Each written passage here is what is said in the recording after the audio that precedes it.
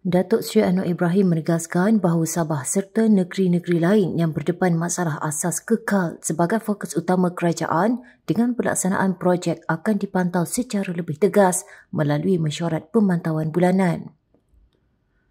Berucap pada Perhimpunan Bulanan Kementerian Kerja Raya KKR, Perdana Menteri berkata beliau memahami keresahan rakyat Sabah yang telah lama berdepan isu air, elektrik dan jalan berlubang. Meskipun kerajaan telah meluluskan peruntukan terbesar dalam sejarah untuk negeri itu.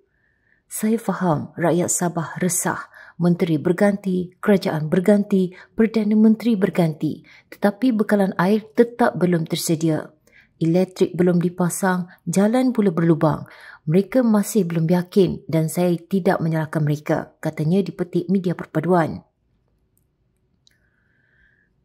Menurut PMX, Kerajaan Persekutuan telah memperuntukkan kira-kira 17 bilion ringgit bagi pembangunan dan operasi di Sabah, termasuk hampir 1 bilion ringgit untuk air dan 1.2 bilion ringgit bagi bekalan elektrik.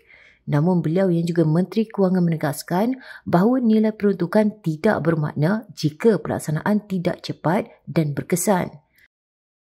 Ahli Parlimen Tambun itu berkata, unit penyelarasan pelaksanaan Jabatan Perdana Menteri JPM dan agensi akan mengadakan mesyuarat pemantauan bulanan terus di lapangan, termasuk di Kota Kinabalu bagi memastikan projek kritikal tidak lagi tertangguh.